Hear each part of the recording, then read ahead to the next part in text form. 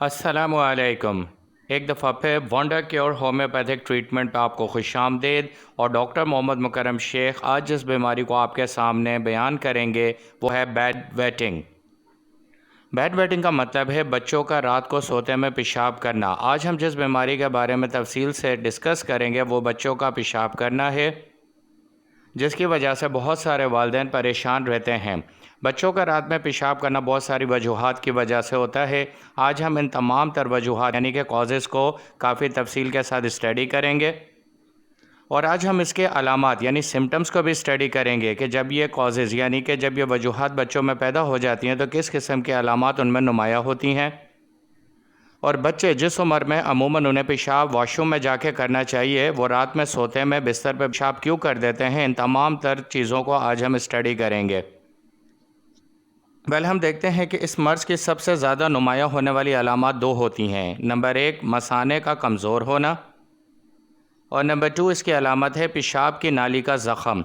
ये दो अलामात नुमाया हैं। बाकी इसके अलावा भी बहुत सारी अलामात हैं जो हम इस वीडियो में आगे स्टडी करेंगे, और उसके बाद हम आपको होम्योपैथिक मेडिसिन बताएंगे। वंडर क्योर होम्योपैथिक ट्रीटमेंट पे हमेशा मेडिसिन को रिपर्टराइजेशन के प्रोसेस के बाद आपके लिए पेश किया जाता है, और फिर आपको ये भी तजवीज़ दी जाती है कि जो मेडिसिन आपको हमारी वीडियो में दिखाई जाती हैं आप उनके नाम इंटरनेट से डिटेल में स्टडी करने के बाद इस्तेमाल कर सकते हैं।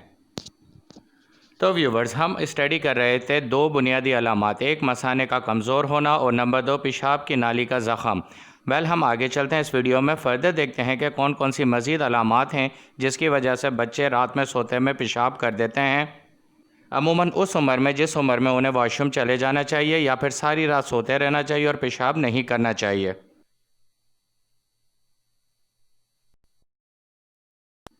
व्यूवर्स, चंद अहम वजूहात को हम पहले स्टडी करते हैं। पेशाब को बहुत देर तक रोक के रखने से मसाना कमज़ोर हो जाता है। अमूमन वो बच्चे जो कि ट्यूशन के लिए या फिर स्कूल में या फिर किसी भी वजह से पेशाब को काफ़ी देर तक रोकते हैं और वॉशरूम जाके उसको ख़ारिज नहीं करते, इस तरह रेगुलर यानी हर दिन इस तरह पेशाब रोकने से उनके मसाने पर बहुत ज़्यादा दबाव पैदा होता है, जिसकी वजह से मसाना कमज़ोर हो जाता है, और फिर रात के वक्त जब मसाने में पेशाब आता है तो वो उसे रोकने से कासिर होता है, इसलिए बच्चे रात में पेशाब कर देते हैं। दूसरी अहम वजह जो है वो ये है कि सांस की रुकावट की वजह से नींद का बार बार टूटना, जिसकी वजह से बच्चे पेशाब कर देते हैं। इसको हम आगे भी स्टडी करेंगे कि इसका मेडिकल वर्ड क्या है, लेकिन यहाँ पे सिर्फ आपको समझाया जा रहा है कि वो बच्चे जिनको सांस में रुकावट रहती है या नींद उनकी मुकम्मल तौर पर नहीं आ रही होती है, बार बार नींद का टूटना और बच्चे का जागना भी एक वजह बनती है कि वो रात में बिस्तर पर पेशाब कर देता है। और नंबर 3 पर है कि कब्ज़ की वजह से पेशाब की नाली को मुकम्मल जगह नहीं मिलती, तो सोते से पेशाब मुकम्मल खारिज हो नहीं होता। इसका मतलब यह है कि कब्ज़ की वजह से जबकि यानी कि वो स्टूल जो कि पेट में मौजूद है उसे ख़ारिज हो जाना चाहिए, वो पखाना जब ख़ारिज नहीं होता वो पेशाब की नालियों को दबा देता है, जिसकी वजह से बच्चे मुकम्मल पेशाब ख़ारिज नहीं कर सकते, और जो थोड़ा बहुत पेशाब रह जाता है वो रात में सोते वक्त जो है उनसे ख़ारिज हो जाता है। ये वो चंद अहम वजूहत थी जिसकी वजह से बच्चे पेशाब कर देते हैं। हम फर्दर आगे चलते हैं और देखते हैं कि मज़ीद कॉजेज़ और सिम्टम्स इसकी क्या हैं। हम यहाँ पे देख रहे हैं कि causes of urine during sleep यानी कि सोते में पेशाब का कर देना। इसमें हमारे पास मौजूद है हार्मोन इम्बैलेंस। हार्मोन इम्बैलेंस क्या है, हम इसको स्टडी कर लेते हैं। कुछ बच्चों में एंटी डाययूरेटिक हार्मोन बहुत कम पैदा होते हैं। ये ADH मतलब एंटी डाययूरेटिक हार्मोन जो हैं जिस्म में बढ़ जाते हैं, जिससे जिस्म में पेशाब की मिकदार कम पैदा होती है। मगर जब ये ADH की मिकदार जिस्म में कम होती है तो पेशाब के बनने की मिकदार में इजाफ़ा हो जाता है। कहने की बात यह है कि जिन बच्चों में ADH कम पैदा होते हैं तो उसमें पेशाब की मिकदार ज़्यादा बन रही होती है। यही वजह है कि सोते में पेशाब की मिकदार ज़्यादा बनने से पेशाब खारिज हो जाता है। ये एक ऐसा हार्मोन है जो जिस्म के अंदर ज़्यादा बनना चाहिए। इसकी ज़्यादा बनने की वजह से पेशाब की मिकदार कम रहती है और पानी जो है वो ब्लड के अंदर शामिल होना शुरू हो जाता है। तो एक वजह हमारे पास हार्मोन इम्बैलेंस है, जिसकी वजह से बच्चे को पेशाब नहीं पूरा आता है, जिस वजह से वो रात में पेशाब करता है। अब इसी की अद्वियात यानी इस सिम्टम की अद्वियात हम आपको आखिर में तजवीज़ करेंगे। होम्योपैथिक के अंदर हमने इस सिम्टम को स्टडी किया और इस सिम्टम को मद्देनज़र रखते हुए आपके लिए दवा तजवीज़ की है। एक और मसला जो हमें सामने दिखाई दे रहा है वो है स्मॉल ब्लैडर। कुछ बच्चों में उम्र के साथ मसाने के साइज़ में इजाफा नहीं होता, जिसकी वजह से मसाने में जगह नहीं होने की वजह से बच्चे रात में पेशाब कर देते हैं। ये एक दूसरी मेडिकल प्रॉब्लम है कि अक्सर बच्चों के अंदर उम्र के हिसाब से मसाना जो है यानी ब्लैडर जो है वो उस साइज़ का नहीं होता जितना कि हो जाना चाहिए। तो हम होम्योपैथिक मेडिसिन जो हम आपको आगे रिकमेंड करेंगे वो अगर मसाने का साइज़ छोटा है तो उसको प्रॉपर करके बच्चे की उम्र के हिसाब से उसको मुकम्मल करेगी और बच्चे को इस बीमारी से निजात दिलाएगी कि बच्चे सोते में पेशाब कर सकें। तो ये वो दो बुनियादी अलामात थी जो आपके सामने मैंने स्टडी किए, एक स्मॉल ब्लैडर और दूसरा हार्मोन का पैदा होना।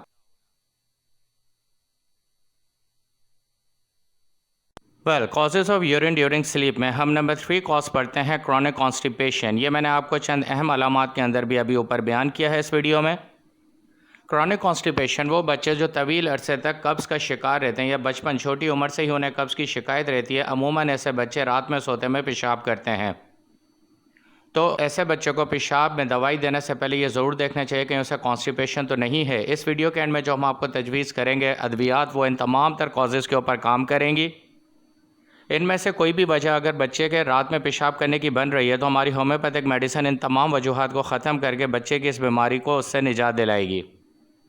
नंबर 4 पर है स्लीप अपेनिया। स्लीप अपेनिया का मतलब अभी हम स्टडी कर चुके हैं कि मुकम्मल नींद का ना आना, नींद का बार बार टूटना भी एक वजह बनती है बच्चे के रात में पेशाब करने की।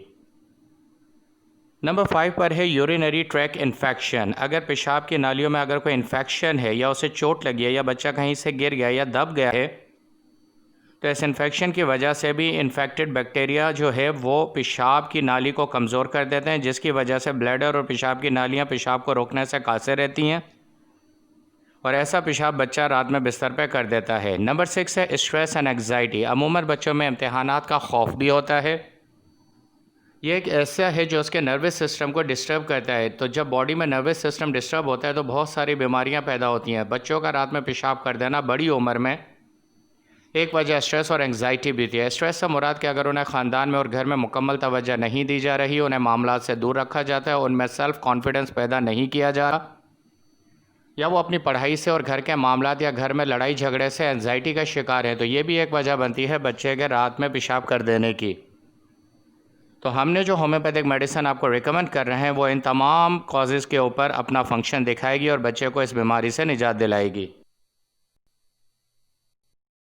नंबर 7 पे हमारे पास है फैमिली हिस्ट्री। इसका मतलब यह है कि अगर बच्चे के वालिदैन अपने बचपन में इस बीमारी का शिकार रहे हैं तो काफ़ी हद तक ये मुमकिन है कि वो बच्चा भी इस बीमारी का शिकार होगा, लेकिन जिस उम्र में उसके वालिदैन इस बीमारी से छुटकारा हासिल कर लिया था ये बच्चा भी ख़ुद ब खुद उस उम्र तक पहुँच इस बीमारी से छुटकारा हासिल कर लेगा। अगर फैमिली हिस्ट्री भी है तो हमारी मेडिसिन इस फैमिली हिस्ट्री को भी रिमूव करके उसको प्रॉपर करेंगी। नंबर 8 पर है स्लो फिज़िकल डेवलपमेंट। कुछ बच्चों के अंदर नशोनुमा ज़रा आहिस्ता होती है जिसकी वजह से उनके इंटरनल ऑर्गन्स भी ज़रा वीक होते हैं। ऐसा बच्चा जो एक्सटर्नल वीक है वो इंटरनल भी वीक होगा, इसी वजह से उसके अंदर यूरिन का प्रॉब्लम आ जाएगा, वो रात में बिस्तर पर पेशाब करेगा। नंबर 9 पर है कि body makes too much urine. कुछ हार्मोनल चेंजेस इस तरह की होती हैं जिसकी वजह से बच्चे का जिस्म मिकदार में यानी कि ज़रूरत से ज़्यादा पेशाब जनरेट या बना रहा होता है, जिसकी वजह से इजाफी पेशाब सोते में निकल जाता है। और नंबर 10 कॉज हम जो स्टडी कर रहे हैं वो है abnormality in the nervous system. जो हमने ऊपर भी डिस्कस किया है कि नर्वस सिस्टम स्ट्रेस और एंग्जाइटी, दबाव और तनाव की वजह से सिस्टम जब डिस्टर्ब होगा तो ऐसा बच्चा अमूमन पेशाब कर देगा। तो इतनी डिटेल में कॉजेज़ को स्टडी करने का मतलब वंडर केयर होम्योपैथिक चैनल के ऊपर हमेशा ये रहता है कि अपने व्यूवर को मुकम्मल सेटिस्फेक्शन प्रोवाइड की जाए, ताकि जिस पर्पज़ के लिए वो वीडियो देख रहे हैं ये पर्पज़ उनका कंप्लीट हो और जिस मर्ज़ और बीमारी में वो परेशान है ये मर्ज़ और बीमारी उनसे दूर हो जाए। Is bad batting inherited? क्या बैड बैटिंग यानी बच्चे का पेशाब कर देना उसको उसके वालिदैन से मुंतकिल होता है? इसको हम देख लेते हैं कि अक्सर उन बच्चों में पेशाब करने की बीमारी अपने वालिदैन से मुंतकिल होती है। ऐसे बच्चे उस उम्र में जाकर पेशाब करना छोड़ देते हैं जिस उम्र में उनके वालिदैन ने बचपन में ये बीमारी से निजात हासिल कर ली थी। तो इससे हमें यह पता चलता है कि ये इनहेरिटेड बीमारी भी हो सकती है। नंबर 2 है डायबिटिक्स यानी कि शुगर का मर्ज़ होना। जिन बच्चों में शुगर का मर्ज़ होता है या वो बच्चे जिनके ख़ानदान में शुगर का मर्ज़ होता है, ऐसे बच्चे रात में पेशाब करते हैं। तो हमें एक कॉज़ ये भी पता चला कि जिन बच्चों के वालिदैन डायबिटिक्स होते हैं, डेफ़िनेटली उन बच्चों की पैदाइश अगर उनकी डायबिटिक्स के दौरान हुई है तो ऐसे बच्चों में ब्लैडर ज़रा वीक होता है और उनके इंटरनल हार्मोनल चेंजेस की वजह से ऐसे बच्चे रात में पेशाब कर देते हैं। लेकिन हमारी होम्योपैथिक मेडिसिन वो असरात जो वालिदैन से बच्चे में मुंतकिल हो रहे हैं उनको ख़त्म करेगी और उनके इस डिज़ीज़ से उनको निजात दिलाएगी। या फिर हम ये कह सकते हैं कि फिर वो बच्चे जो मीठी चीज़ों का बहुत ज़्यादा इस्तेमाल करते हैं उनमें भी ये मर्ज़ पैदा हो जाता है।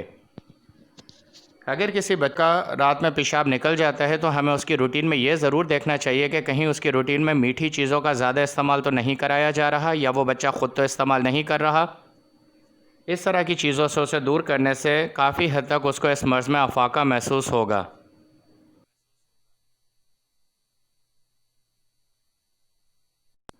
होम्योपैथिक मेडिसन, ये जो अलामात बयान की गई हैं, इन तमाम अलामात में अफाका हासिल करने के लिए आपको होम्योपैथिक अद्वियात तजवीज़ की जा रही हैं। इन अद्वियात के बाद बच्चों में यह मर्ज़ ख़त्म हो जाएगा।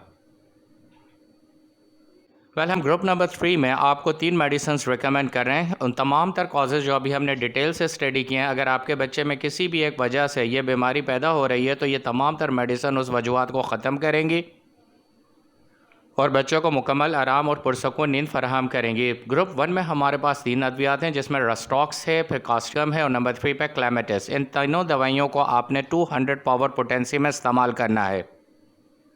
200 पावर पोटेंसी में आप इनको इस्तेमाल करेंगे। इस्तेमाल करने का तरीका कि हर एक दवाई के 10-10 कतरे फ़ी खुराक सुबह के नाश्ते के बाद आप आधा कप पानी में डाल के इस्तेमाल कराएंगे। हर दवाई के 10 कतरे आधा कप पानी में डाल के आप इस्तेमाल कराएंगे। ये ग्रुप 1 है जो कि हमने सुबह के नाश्ते के बाद बच्चे को इस्तेमाल करानी है। इसमें ग्रुप 2 में भी हमारे पास 3 मेडिसिन हैं जिसमें नंबर 1 है आर्निका, नंबर 2 पल्साटीला और नंबर 3 बेलाडोना। इन तीनों अद्वियात को भी 200 पावर पोटेंसी में इस्तेमाल कराना है, लेकिन इसका इस्तेमाल का वक्त रात के खाने के बाद है। रात के खाने के बाद 10-10 कतरे फ़ी खुराक इन तीनों दवाइयों के आधा कप पानी में डाल के बच्चे को सोने से पहले इस्तेमाल कराने हैं। इन अद्वियात का इस्तेमाल आपने 1 माह तक करना है, फिर इसके बाद 15 दिन का वक्फा देना है और फिर 20 दिन तक दोबारा इस्तेमाल करना है। अद्वियात का इस्तेमाल करने से पहले अपनी तसल्ली के लिए इन अद्वियात को इंटरनेट से भी पढ़ा जा सकता है। Like this video, share this video, subscribe this channel. इस चैनल को सब्सक्राइब करें ताकि तमाम वीडियोस बैक टू बैक आप तक पहुंच सकें। Click the bell icon. May Allah bless you always. आमीन। अल्लाह हाफिज़। अपना ख़ास ख्याल रखें।